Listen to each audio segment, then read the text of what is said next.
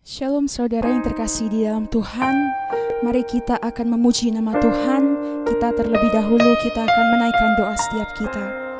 Tuhan Yesus, terima kasih Tuhan, karena pada hari ini Tuhan, Engkau memberikan kesempatan kami Tuhan, untuk memuji nama-Mu Tuhan, untuk beribadah bersama-sama Tuhan. Kami percaya Tuhan Yesus, Engkau senantiasa melayakkan setiap kita Tuhan. Tiba saatnya Tuhan, kami akan menaikkan pujian kami. Kiranya Tuhan, pujian kami berkenan di hadapan-Mu. Terima kasih Tuhan Yesus. Di dalam nama Tuhan Yesus, kami siap untuk memuji nama-Mu. Haleluya, amin.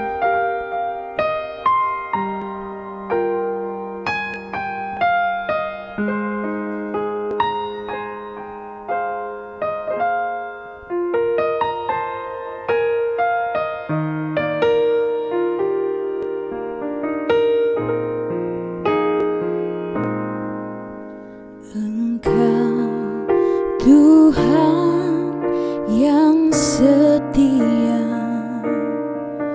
waktu-Mu selalu yang terbaik. Engkau Tuhan sandaranku, dan ku hanya kan berharap padamu. Satu-satunya yang ku andalkan, satu-satunya yang ku percaya. Engkau sumber kekuatan, sumber pengharapan, sumber kedamaian. Satu-satunya yang ku andalkan, satu-satunya yang ku percaya. Engkau Tuhan pemberkati, Tuhan penyembuhku, Tuhan pemulihku. Sekali lagi kita akan menyanyikan, Engkau Tuhan yang setia. Engkau Tuhan yang setia, waktu-Mu selalu yang terbaik. Engkau Tuhan sandaranku, dan ku hanya kan berharap padamu. Satu-satunya yang ku andalkan, satu-satunya yang ku percaya. Engkau sumber kekuatan, sumber pengharapan, sumber kedamaian. Satu-satunya yang ku andalkan, satu-satunya yang ku percaya. Engkau Tuhan memberkati, Tuhan penyembuhku, Tuhan pemulihku. Satu-satunya, satu-satunya yang ku andalkan, satu-satunya yang ku percaya. Engkau sumber kekuatan, sumber pengharapan, sumber kedamaian.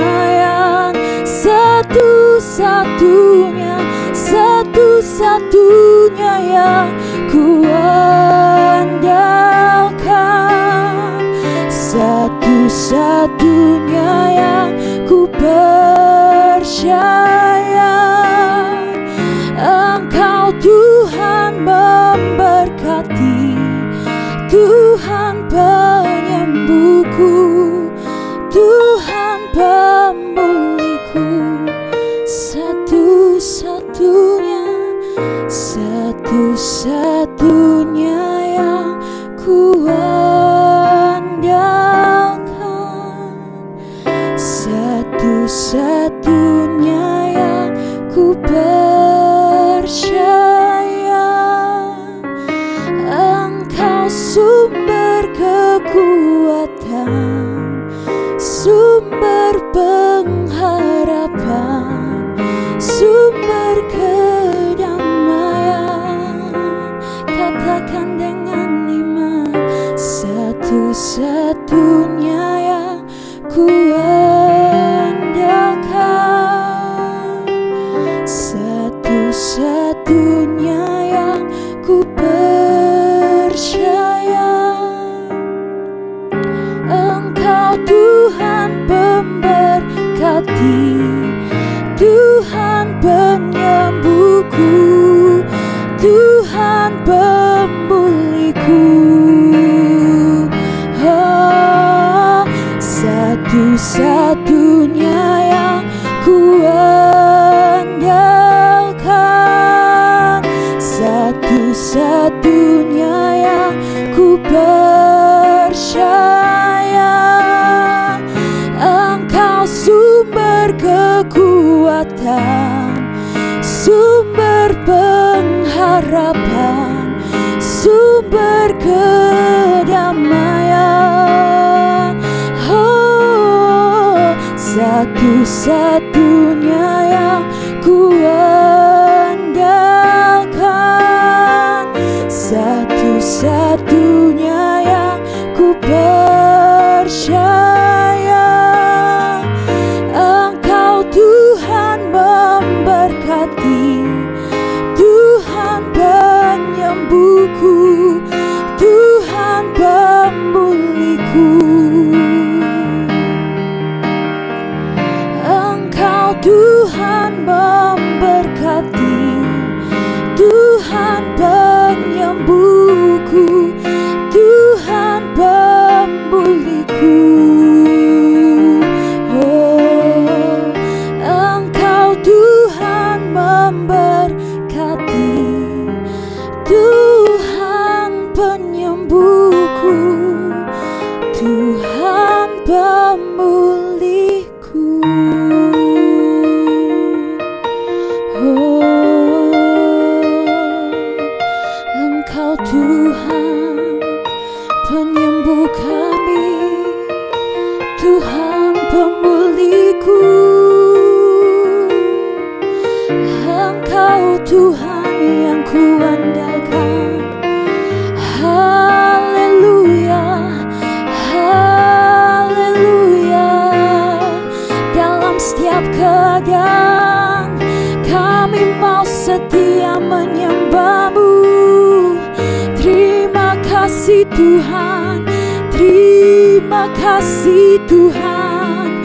Engkau setia, walau kami terkadang tidak setia Tuhan. Kami bersyukur punya Bapa seperti-Mu. Hanya Engkau yang ku andalkan. Terima kasih Tuhan, terima kasih Bapa. Haleluya Tuhan. Terima kasih Tuhan. Kami mengucap syukur, kami bersyukur, kami bersyukur Bapa. Haleluya. Ujilah setiap kami, ujilah setiap batin kami. Apakah kami sungguh mengasihi-Mu Tuhan. Terima kasih Bapa, terima kasih Tuhan. Haleluya, haleluya Tuhan. belajar mengandalkan Kau. Sekalipun badai Tuhan merintangi hidup kami, Engkaulah kekuatan kami, Engkaulah yang kami andalkan Tuhan. Jangan pernah meninggalkan kami, tetap setia kepada kami. Tuhan, kami butuh Engkau, kami butuh Engkau. Terima kasih Tuhan. Haleluya.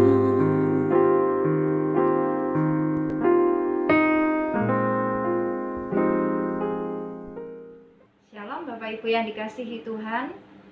Mari kita sama-sama belajar tentang kebenaran firman Tuhan.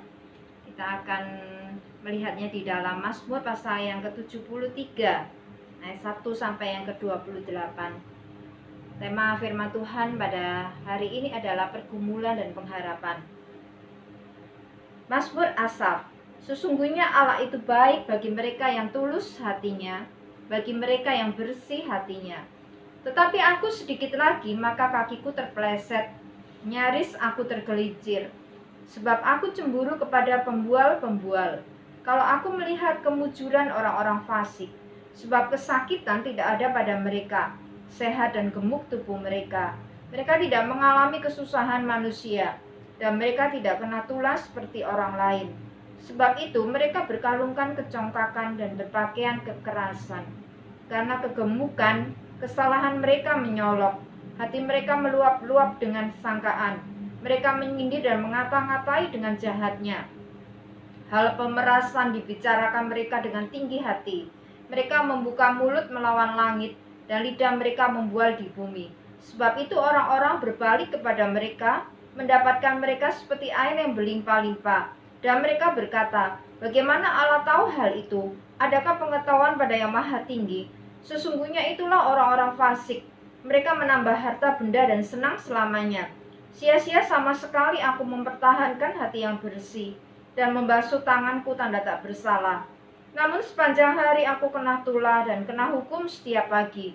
Seandainya aku berkata, aku mau berkata-kata seperti itu, maka sesungguhnya aku telah berkhianat kepada angkatan anak-anakmu.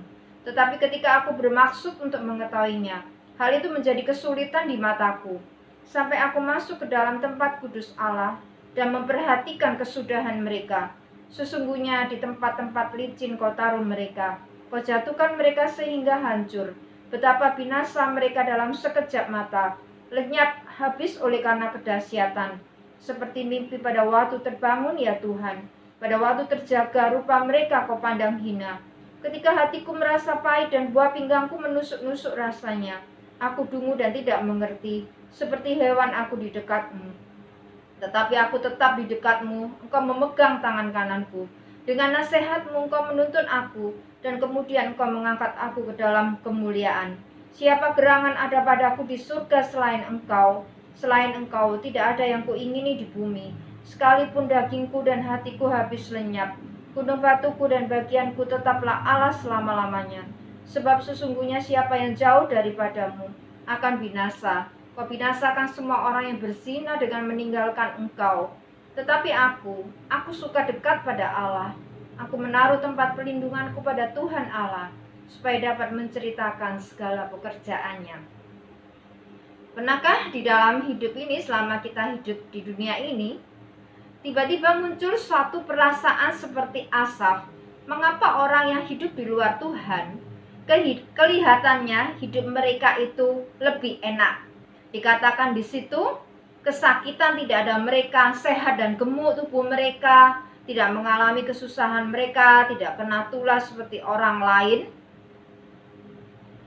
Orang yang berlaku fasik, melakukan kekerasan, hidup di dalam kejahatan, kelihatannya hidup mereka happy dan tenang-tenang saja.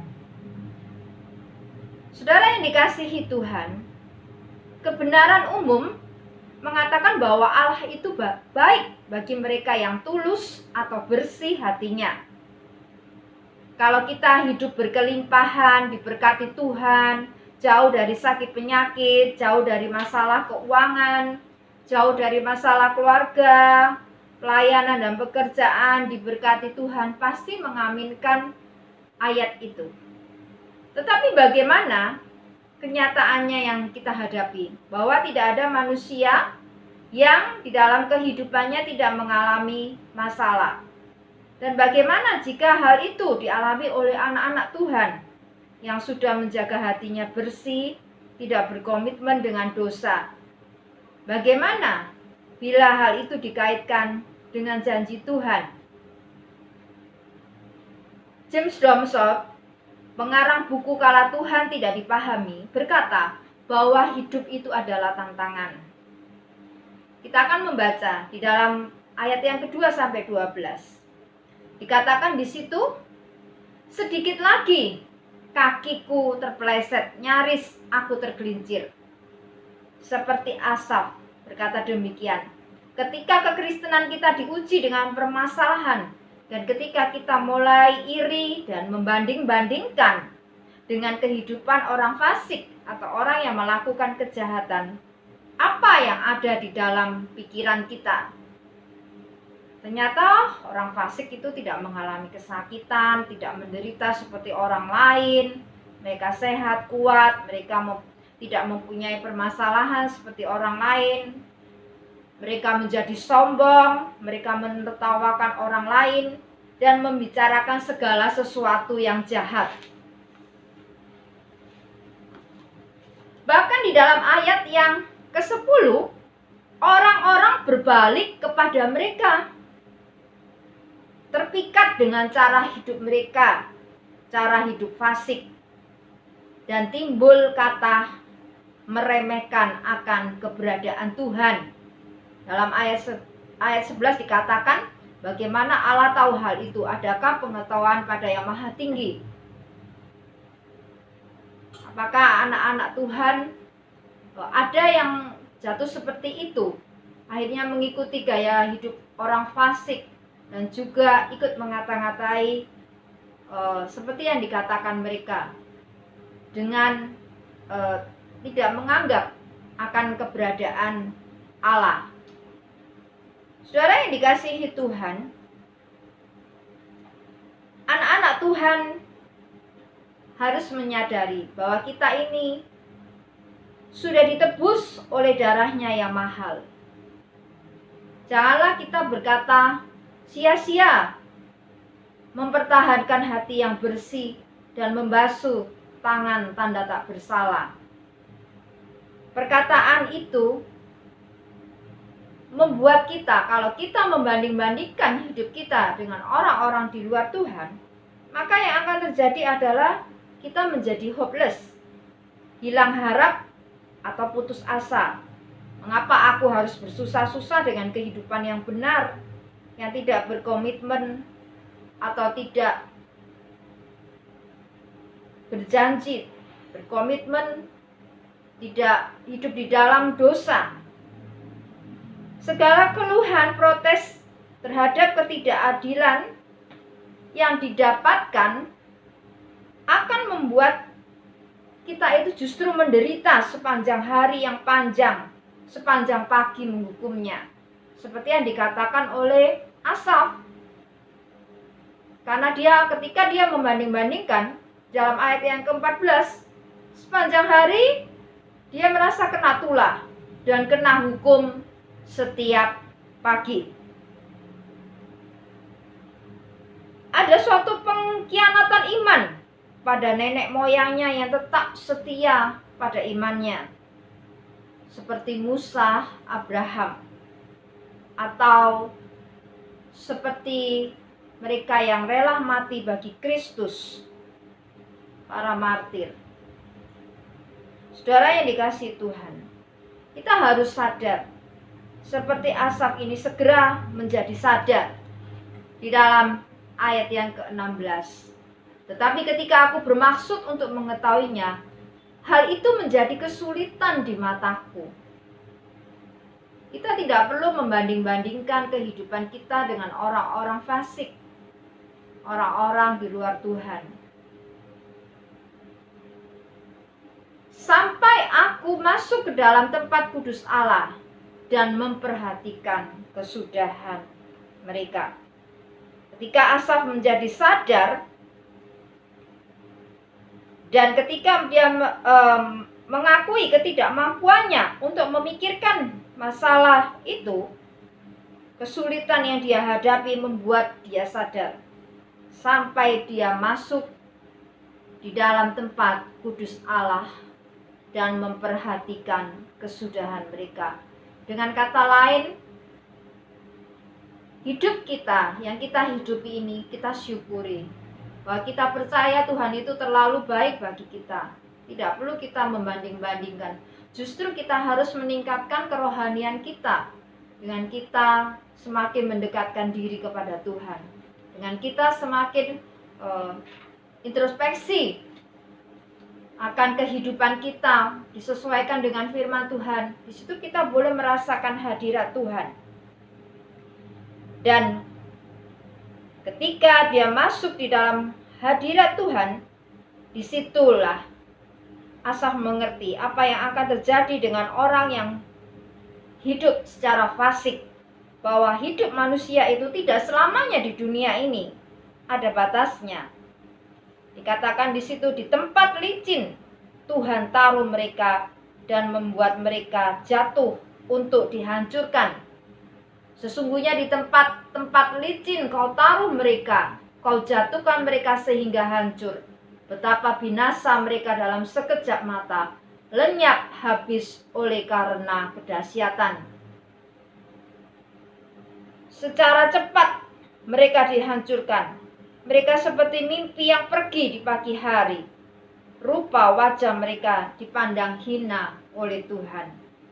Ketika pemikiran dan perasaan kita terluka karena kemujuran orang-orang fasik, sebenarnya kita menjadi bodoh seperti binatang yang tidak mengerti akan kemahakuasaan Tuhan atas hidup manusia. Di dalam ayat yang ke-21, ketika hatiku merasa pahit dan buah pinggangku menusuk-nusuk rasanya, aku dungu dan tidak mengerti seperti hewan aku di dekatmu. Perjumpaan dengan Tuhan melalui saat teduh telah menyadarkan kita, menyadarkan Asaf bahwa dalam segala keadaan kita perlu tetap menjaga komitmen untuk selalu berdiri dekat dengan Tuhan, dan Tuhan akan memegang kita dengan tangannya yang memimpin kita, dan pada akhirnya Tuhan akan menerima kita dengan kemuliaan. Ayat yang ke-25, siapa gerangan ada padaku di surga selain engkau? Selain engkau tidak ada yang kuingini di bumi. Ketika kita masuk di dalam hadirat Tuhan, kita boleh merasakan hadiran Tuhan dalam hidup kita. Maka sesungguhnya tidak ada yang kita ingini selain Tuhan. Walaupun ataupun sekalipun kondisi yang kita hadapi tidak sesuai dengan yang kita inginkan, tetapi Tuhan itu adalah yang menjadi kekuatan kita. Tuhan adalah segala-galanya yang kita butuhkan. Apa yang kita inginkan di dunia ini selain Yesus Kristus yang sekarang tinggal di surga yang mulia, dan satu saat kita akan bertemu dengannya muka demi muka. Karena itu, saudara yang dikasihi Tuhan, marilah kita tetap beriman sepenuh hati kepadanya. Tidak perlu kita membanding-bandingkan dengan kehidupan orang di luar Tuhan, tetapi justru mari kita tingkatkan iman kita kepadanya. Karena sesungguhnya Tuhan sudah menyediakan satu kemuliaan bagi orang yang sungguh-sungguh berharap kepada Tuhan. Dikatakan di situ, sebab sesungguhnya siapa yang jauh daripada Tuhan akan binasa. Kau binasakan semua orang yang berzina dengan meninggalkan Tuhan. Sesungguhnya tujuan hidup manusia adalah bahagia ketika Tuhan memanggil kita pulang. Ketika kita mau bersungguh-sungguh mengiring Tuhan, maka hidup kita akan dimuliakan olehnya. pada saatnya ketika kita bertemu dengan Dia muka dengan muka di surga yang mulia. Bapak Ibu yang dikasihi Tuhan, luar biasa, betapa luar biasa, betapa ajaibnya orang-orang yang dekat dengan Allah. Dengan dekat Allah kita menemukan perlindungan pada Tuhan yang sangat berkuasa dan untuk menyatakan semua yang telah Dia lakukan. Tetapi aku suka dekat pada Allah. Aku menaruh tempat perlindunganku pada Tuhan Allah, supaya dapat menceritakan segala pekerjaannya. Mari justru yang kita tingkatkan adalah kesungguhan kita kepada Tuhan. Kedekatan kita kepada Tuhan. Saatnya Tuhan akan mengangkat kita. Tetap berharap kepada Tuhan di tengah-tengah pergumulan kita. Karena Tuhan tidak pernah mengecewakan orang yang sungguh-sungguh berharap dan bersandar kepadanya. Kiranya firman Tuhan ini boleh menjadi kekuatan dan berkat bagi kita semua. Amin.